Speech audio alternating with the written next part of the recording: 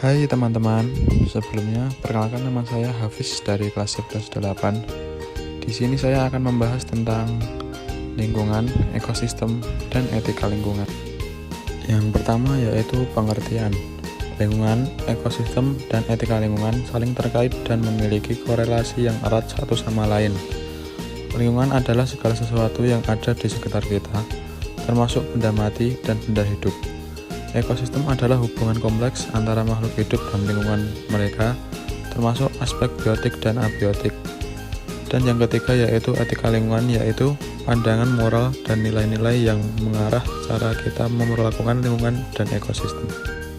Dari pengertian lingkungan, ekosistem, dan etika lingkungan yang aku jelaskan tadi, masih ada pengertian-pengertian dari beberapa ahli seperti UNEP, John P. Holden, Peter D. Moore, dan masih banyak lagi loh.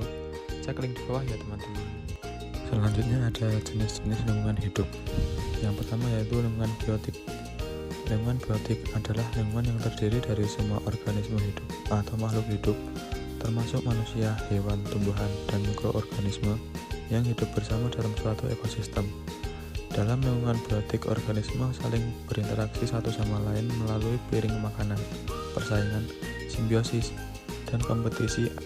Ada beberapa jenis organisme dalam lingkungan biotik, diantaranya yang pertama ada produsen. Produsen adalah organisme yang mampu mengubah zat anorganik menjadi zat organik. Produsen dalam lingkungan biotik adalah organisme yang mampu menghasilkan energi dari lingkungan biotik melalui proses fotosintesis. Dalam proses fotosintesis, produsen menggunakan energi matahari untuk mengubah karbon dioksida dan air menjadi gula dan oksigen. Yang kedua ada konsumen. Konsumen adalah organisme yang tidak dapat membuat makanannya sendiri dan bergantung kepada organisme lain. Konsumen dapat dikelompokkan menjadi tiga, yaitu konsumen primer, konsumen sekunder, dan konsumen tersier. Konsumen primer adalah organisme yang memakan langsung produsen, seperti herbivora yang memakan tumbuhan atau alga. Konsumen sekunder adalah organisme yang memakan konsumen primer, seperti karnivora dan memakan herbivora. Konsumen tersier adalah organisme yang memakan konsumen sekunder, seperti predator yang memakan karnivora. Yang ketiga ada pengurai. Pengurai merupakan organisme yang mendapatkan energi dari menguraikan bahan organik yang berasal dari organisme mati, seperti bakteri, jamur, dan cacing tanah. Yang kedua yaitu lingkungan abiotik. Lingkungan abiotik adalah komponen lingkungan yang bersifat non-hidup atau tidak bernyawa, yaitu seperti air, tanah, udara, cahaya matahari, kelembapan, suhu, dan iklim. Yang ketiga yaitu lingkungan sosial budaya. Lingkungan sosial budaya adalah aspek penting yang memengaruhi kehidupan organisme di dalamnya, mencakup interaksi sosial antar individu dan antar organisme, sistem nilai dan norma yang dipegang oleh suatu kelompok, serta budaya dan adat istiadat yang diterapkan dalam masyarakat. Lingkungan hidup merupakan suatu kesatuan fungsional ruang yang ditempati oleh makhluk hidup bersama dengan benda hidup dan tak hidup yang saling berinteraksi dan saling memengaruhi. Lingkungan hidup dibagi menjadi dua, yaitu lingkungan hidup alami dan lingkungan hidup buatan. Lingkungan hidup alami terdiri dari komponen biotik, abiotik, organisme kecil, dan kondisi berfungsi secara dinamis tanpa campur tangan manusia. Lingkungan terbagi menjadi dua, yaitu lingkungan hidup air dan darat. Lingkungan hidup air terdiri dari danau, laut, kawah, dan sungai. Sedangkan lingkungan hidup darat terdiri dari bukit, gunung, hutan, lembah, dan padang rumput. Dan yang kedua yaitu lingkungan hidup buatan.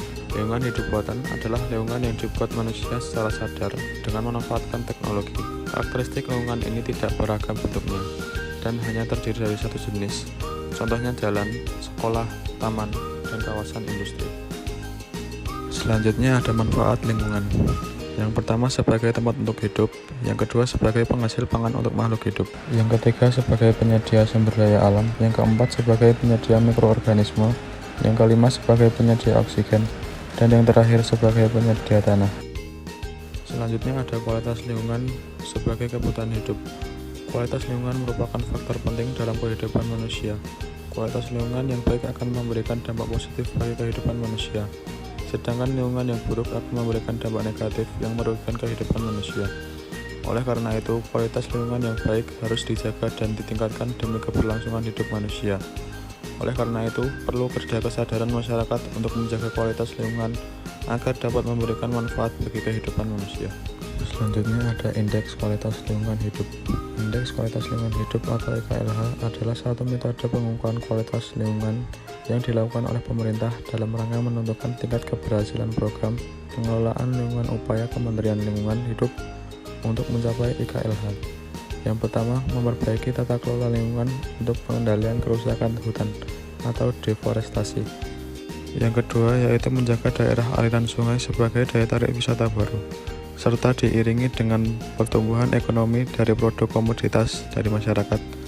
Yang ketiga, yaitu membangun blok saluran kanal untuk memulihkan interaksi sosial masyarakat. Yang keempat, mengurangi beban lingkungan dengan menyediakan teknologi ramah lingkungan. Selanjutnya yaitu faktor-faktor yang memengaruhi kualitas lingkungan. Yang pertama, faktor alam. 1. Iklim, seperti suhu udara, curah hujan, kelembapan, dan tekanan udara yang saling berinteraksi satu sama lain.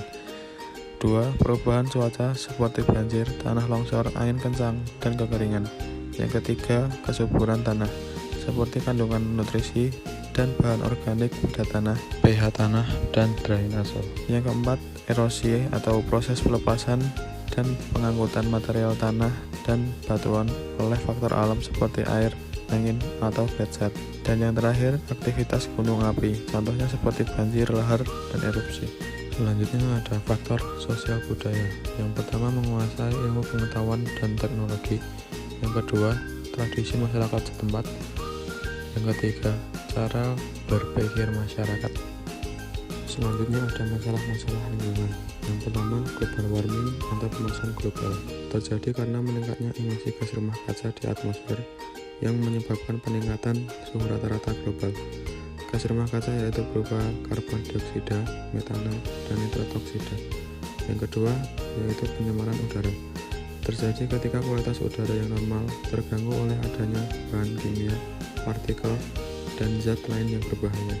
Yang ketiga yaitu pencemaran air. Diakibatkan oleh penambahan zat-zat berbahaya dan tidak diinginkan ke dalam air, baik oleh aktivitas manusia maupun alami. Yang keempat yaitu pencemaran pantai dan laut, merupakan masalah lingkungan yang sangat serius dan global, terjadi karena limbah dan polutan masuk ke dalam air laut.